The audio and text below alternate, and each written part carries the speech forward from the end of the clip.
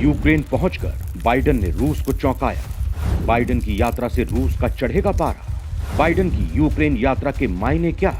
क्या यूक्रेन युद्ध में अमेरिका की रूस को है खुली चुनौती? क्या अब और भयावह होने वाली है रूस यूक्रेन की जंग? दोस्तों, रूस और यूक्रेन की जंग को 1 साल पूरे होने जा रहे हैं, लेकिन इस जंग के खत्म होने के आसार बिल्कुल नजर नहीं आ रहे। आलम यह है कि अब इसके और आक्रामक होने की उम्मीद जताई जा रही है। दोस्तों, यहाँ सवाल उठता है कि आखिर इस जंग के और ज्यादा भयानक होने की बात क्यों कही जा रही है? क्यों ये जंग खत्म नहीं हो रही है? क्या अभी इस जंग की ज्वाला के ठंडे होने का समय नहीं आया है? क्या अमेरिका रूस को सबक सिखाने के लिए इस जंग को जिंदा रख रहा है? क्या अचानक कीव पहुंचे बाइडेन की यात्रा का मकसद यही है? दोस्तों, रूस यूक्रेन जंग में अब तक न जाने कितने लोगों की जान जा चुकी है। सेना के साथ साथ आम जन भी इस जंग से अब आजादी चाहते हैं, लेकिन जो हालात हैं उसमें ऐसा सोचना भी बेमानी है। कहा तो ये जा रहा है कि रूस अब यूक्रेन पर और ज्यादा घातक हमले करने वाला है। इसके लिए उसने बाकायदा नई फौज भी तैयार कर ली है। दोस्तों, रूस अगर जंग में और घातक हथियारों का इस्तेमाल करने की सोच रहा है, तो यूक्रेन भी पश्चिमी देशों के आधुनिक हथियारों के साथ रूस को ललकार रहा है। उसे ये बता रहा है कि उसके सैनिकों की अब खैर नहीं है। दोस्तों, जैसा कि आप जानते हैं कि यूक्रेन के पास पश्चिमी देशों के आधुनिक टैंक, मिसाइल और एयर डिफेंस सिस्टम पहुंच चुके हैं, जिससे उसकी ताकत में कई गुना इजाफा हो गया है। अब वो रूस को जंग में पहले के मुकाबले और ज्यादा कड़ी टक्कर देने की कुव्वत रखता है। दोस्तों, यहाँ सवाल उठता है कि आखिर इस पूरे मामले में भारत क्या कर रहा है? क्या भारत दोनों देशों को युद्ध खत्म करने के लिए तैयार नहीं कर रहा है? क्या अमेरिका का भारत को लेकर दिया बयान और डोभाल का 3 देशों का दौरा इस कड़ी का हिस्सा नहीं थे? दोस्तों, यूक्रेन की सैन्य ताकत इतनी नहीं थी कि वो रूस का मुकाबला कर सके, लेकिन पश्चिमी देशों की मदद की बदौलत आज जंग के 1 साल पूरा होने के बाद भी वो रूस के सामने डट कर खड़ा है। दोस्तों, यहाँ सवाल उठता है कि क्या यूक्रेन से जंग रूस को भारी पड़ने वाली है? क्या इस जंग में रूस को अपने पैर पीछे खींचने के लिए मजबूर होना होगा? क्या अमेरिका अपने मंसूबे में कामयाब हो जाएगा? क्या यूक्रेन को लेकर पुतिन की चाल उल्टी पड़ जाएगी? दोस्तों, इसमें कोई दो राय नहीं है कि अमेरिका यूक्रेन युद्ध के जरिए रूस से अपनी ठसक निकाल रहा है, उसका ऑरा अपने सामने और कम करना चाह रहा है। शायद इसीलिए बाइडेन अचानक कीव पहुंच गए। दोस्तों, रूस भी अमेरिका की इस चाल को समझ रहा है, लिहाजा वो भी पीछे हटने को तैयार नहीं है। पुतिन भी अमेरिका को मात देने के लिए उसके दुश्मनों से मेल जोल बढ़ा रहे हैं, अपनी ताकत को और ज्यादा मजबूत कर रहे हैं, जिससे अमेरिका भी चिढ़ा हुआ है। दोस्तों, रूस पर शिकंजा कसने के लिए अमेरिका ने जो जाल बुना था वो भारत के चलते तार तार हो गया है। रूस की अर्थव्यवस्था पर अमेरिकी प्रतिबंधों का कुछ खास असर नहीं पड़ा है, लेकिन जानकारों का मानना है कि अब रूस के ऊपर इसका असर दिखेगा, क्योंकि उसका बैकअप अब पूरी तरह खत्म हो चुका होगा। लिहाजा अब अमेरिका अपनी चाल को और धार देने में जुट गया है। शायद इसी रणनीति के तहत बाइडेन जेलेंस्की से मुलाकात करने पहुंचे हैं।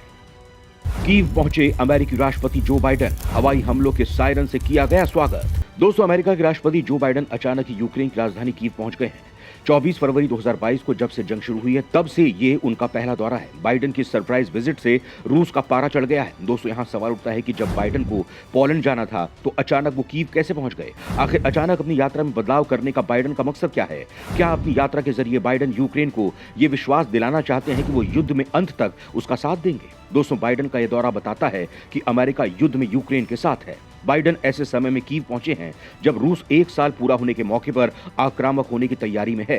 दोस्तों, आखिर बाइडेन की यात्रा के असल मायने क्या हैं और कीव पहुंचने पर बाइडेन ने क्या कहा, आपको बताऊंगा, लेकिन उससे पहले जंग की ताजा तस्वीर से आपको रूबरू करा देता हूं। झकझोर देती है जंग की ये दास्तां, और कितनी कुर्बानी लेगी ये जंग।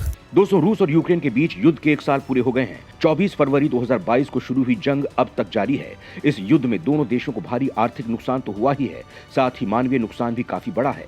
रूसी हमले में यूक्रेन में तबाही की भरपाई शायद मुश्किल ही है। रूसी हमले में 10,000 से ज्यादा की संख्या में निर्दोष नागरिकों की जान गई है।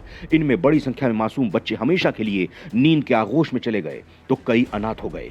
सैकड़ों महिलाओं और पुरुषों ने अपनी चाहने वालों को खो दिया। सैकड़ों माता पिता की औलादें छिन गईं। संयुक्त राष्ट्र की महासभा में 6 फरवरी को महासचिव एंटोनी गुटेरेस ने साफ तौर से कहा था कि दोनों देशों के बीच फिलहाल जंग खत्म होने की संभावना बेहद कम है।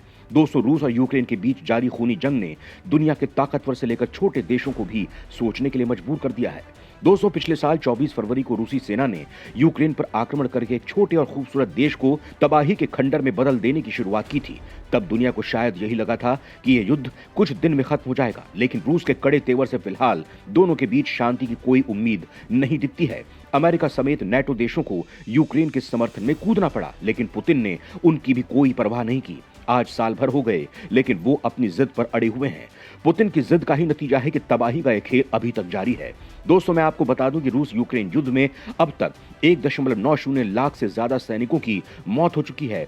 यूक्रेन की सेना का दावा है कि युद्ध में 90,090 रूसी सैनिकों की मौत हुई है। दोस्तों, बर्बादी की इस दास्तान को दुनिया के कई देश खत्म कराना चाहते हैं। इसके लिए वो भारत की ओर उम्मीद की नजरों से देख रहे हैं। एक फ्रांसीसी पत्रकार लॉरा हैम का तो ये तक कहना है कि ऐसे व्यक्ति की जरूरत है जो बातचीत के लिए यूक्रेन और रूस को एक मेज पर ला सकें। बहुत सारे लोग अब कह रहे हैं कि भारत के प्रधानमंत्री नरेंद्र मोदी वार्ता की शुरुआत को सुविधाजनक बनाने में एक महत्वपूर्ण भूमिका निभा सकते हैं।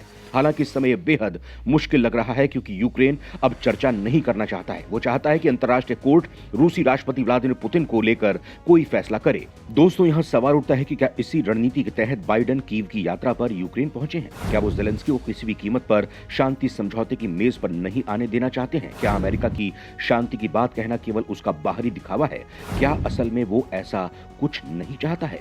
रूस यूक्रेन जंग की बरसी से ठीक पहले ज़ेलेंस्की से मिलने पहुंचे बाइडेन की यात्रा कुछ बड़ा होने का दे रही है संकेत।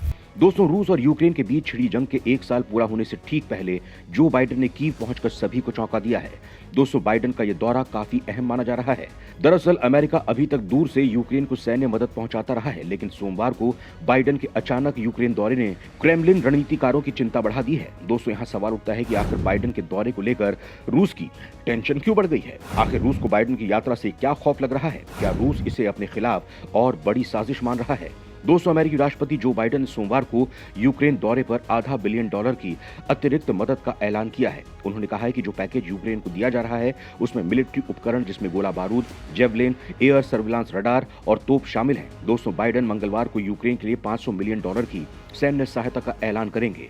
दोस्तों, अमेरिकी राष्ट्रपति ने कीव यात्रा के दौरान कहा है कि हम यूक्रेन पर रूस के आक्रमण की वर्षगांठ के नजदीक हैं। मैं यूक्रेन के लोकतंत्र, संप्रभुता और क्षेत्रीय अखंडता के प्रति हमारी अटूट प्रतिबद्धता की पुष्टि करने के लिए कीव में हूं।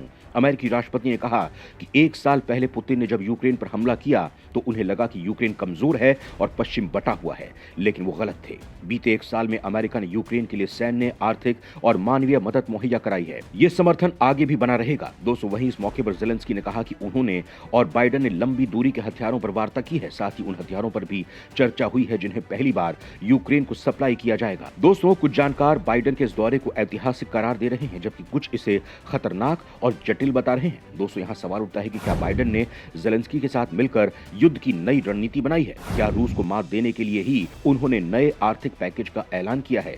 क्या यूक्रेन की फतह सुनिश्चित करने के लिए ही बाइडेन यूक्रेन को हथियार दे रहे हैं जिससे वो अब तक महरूम था? दोस्तों, क्या बाइडेन यूक्रेन को लेकर कुछ ऐसा ऐलान भी कर सकते हैं जिससे रूस की चिंता और बढ़ जाए?